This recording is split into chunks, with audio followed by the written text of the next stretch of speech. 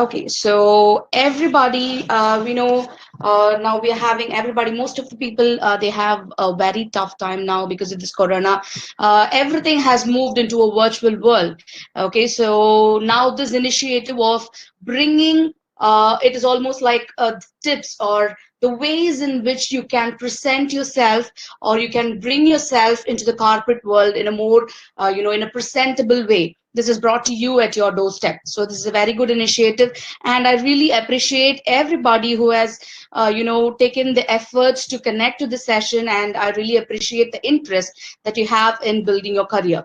Okay, so throughout this 1 hour session, we are going to be talking about, different things that you could do, okay, to boost your career. Okay, how a soft skill, that is, an inborn soft skill, or a skill that you have within you, or you're trying to incorporate from someone, okay, or for a particular purpose, how this is going to be affecting your career. Okay, so how you are going to be becoming a better professional. Okay, how you are going to be presenting yourself in a more effective manner when you move into a corporate world. Okay, so that's what the agenda for today's session is. Okay, so the first topic that we're going to be discussing is the difference between hard skills and soft skills. So I guess everybody, this is, you do have some kind of technical expertise. Okay, so what is this meaning of technical expertise? Maybe, for me, by profile, I'm a cloud computing trainer. I'm a, data science and machine learning trainer. I'm a multifaceted trainer. I do, soft skills and personality development and training as well. I do server administration training as well, virtualization. So it's not just a single technology for me. If I say my hard skills, okay, I have 20 technologies to my list and a set of, personality development and soft skill training as well. Okay, when we say, let's say, the same thing as the same hard skills. Okay, so all these the technologies that I use, the tools that I am aware of. Okay, or it could be, what to say, maybe if you are from mechanical background, you have an expertise in working with a particular type of machinery. Okay, then that again comes into the category of hard skills.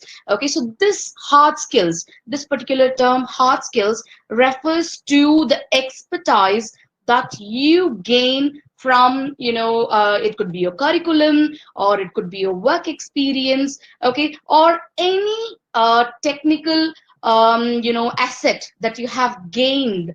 Okay, about any, that's what, if it's going to be a mechanical, maybe you have a machinery. If it's going to be, ECE or triple E, you have a certain set of tools that you use for your, field. Okay, so in such cases, those come under the category of hard skills. Okay, your soft skills, what is the difference? So here, soft skills, how you present yourself. Now, let's say you're appearing for an interview. Okay, so how you communicate with people. Okay, how you are moving ahead with the crowd. Okay, how you present yourself, how you make yourself presentable. Okay, the way in which you communicate. Okay, your voice, your pitch, your throw. Okay, everything is going to be matter. Okay, so every single aspect matters. Okay, so that's what your soft skills is all about. Okay, hard skill is the technical asset that you possess. Soft skill, if you, if you're going to be talking about, what exactly soft skills is it is not something that you could be, it is not, you're learning something. Okay, but then you are trying to incorporate a behavior within you to present yourself or make yourself much more presentable. Okay, so that's what your soft skills is all about.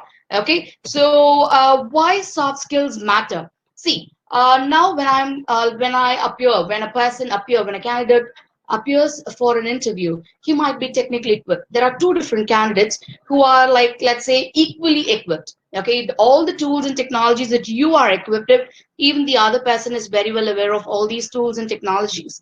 Okay, then we are very much aware it's going to be like, first you have the technical round, and then you go in for the HR round. There are so many people, okay, who are technically highly equipped. Okay, you are a geek in your technical field. Okay, you know every nook and corner, every terminology, every utility. You have it in your fingertips, but you're not able to communicate. Okay, you're not able to put forward your ideas to the person who's sitting in front of you. So maximum, what is the contact time for you with the interviewer? It would be 5 minutes, a 10 minute. Okay, even then, okay, even in that short notice, you should be able to put forward your idea, okay, to the interviewer. That's what matters. Okay, it's just 5 minutes, you can create an impression. Okay, so how or what gives you or the ability to create an impression, because the first impression is going to be the best impression, right? So how do you give that impression? Okay, so that's where your soft skills comes in. Okay, there are so many people who clear the technical round. Okay, you are very much technically equipped, you have answered all the questions, and then you move into a HR round, there you get rejected. Okay, the reason is you lack the ability to, present yourself as a person who's fit for the corporate world. Okay, so a college life is different. Okay, a college life, or a school life, that is different, that is completely different from a corporate life. Okay, so where you need to have a corporate skill set. Okay, so the way people move with each other, the way people collaborate with each other, okay, these are very, very important. Okay, in most of the tasks, okay, in almost 98% of the tasks, you will not be working individually. Okay, so you should be proving yourself, both as a team player, as well as a person who can lead the team. Okay, so all these things like leadership qualities, how you establish a friendly relationship with your colleagues, okay, all these things matter a lot when you move into a corporate world. Okay, so that is where your soft skills comes in. Okay, a personality development, it's equally important. Okay, if I could say, it's much more important than your technical asset. Okay, let's say two people competing, the same example, I'm coming back to it. Okay, so if there are two people competing for a particular job, okay, there is a person who is very much technically equipped, and there is a person who is equally equipped, okay, but has a better communication and better soft skills, better presentation skills. Who would the HR choose? He would definitely go in with a person, okay, who has better soft skills, because technology is something, changing every minute. Okay, a person who has the right mindset to learn. Okay, let's say, if I'm a person who can learn anything, okay, I'm open minded, I'm ready to accept challenge. So the terms that I'm using now, all these fall into the category of soft skills. If I possess all these skills, then I would be the best fit for the position than a person who is like, close minded, or does not want to learn, or he just wants to, do the work that is allotted to him. Yes, if you are in a position of a HR, you would definitely go ahead with a person who is ready to accept challenges, who's ready to work for you, who's ready to take, any effort that is needed, okay, for that particular position. Okay, so though your technical aspect, or your technical qualities, or your technical skill set, your expertise is definitely important. Okay, you cannot prove yourself in the corporate world without your soft skills. Okay, so it's almost like more, I could say it's equally important. Okay, you cannot underestimate anything. Okay, if you want to prove yourself in the corporate world, you need to be technically equipped. At the same time, you should be able to present yourself, to your colleagues, your superiors. Okay, and you should be able to, communicate very effectively, and that's what is going to make the difference. Okay, so here we're going to be discussing a few important, concepts for career, or when I talk about, how I can manage myself in a corporate world. Okay, the first one is leadership skill. Here we have Mark Zuckerberg and Jack Ma.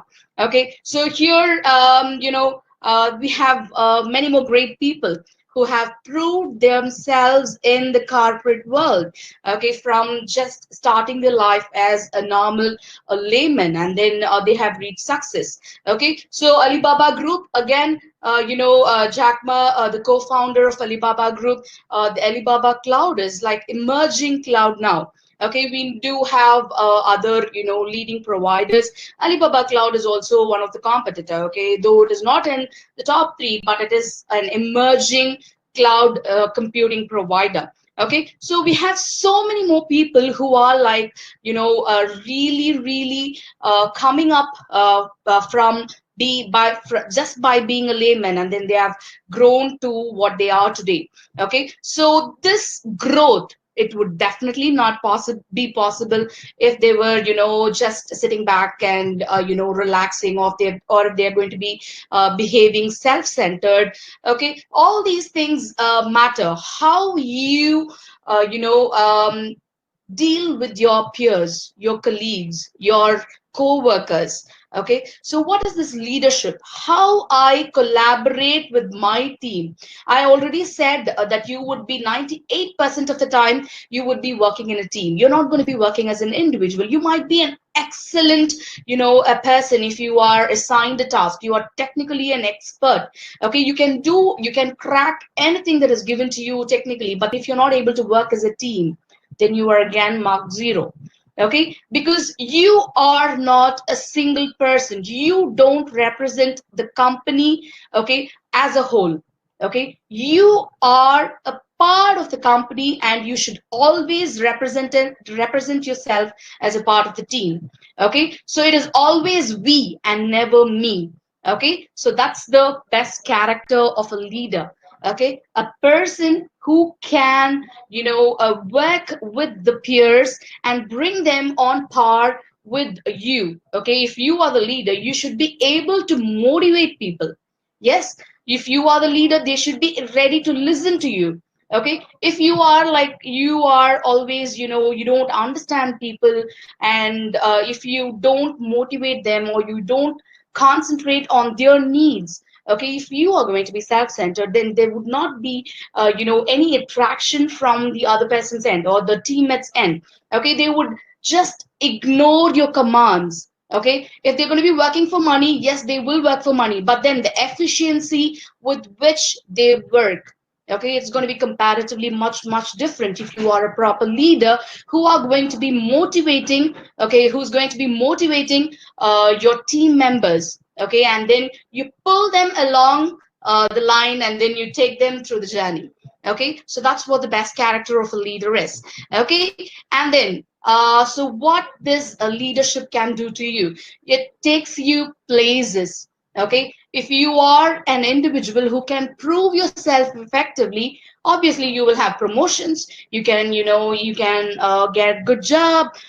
You will have a reputation for yourself. You have some a very a high weightage to your profile. But then if you're a good leader, you're going to go places.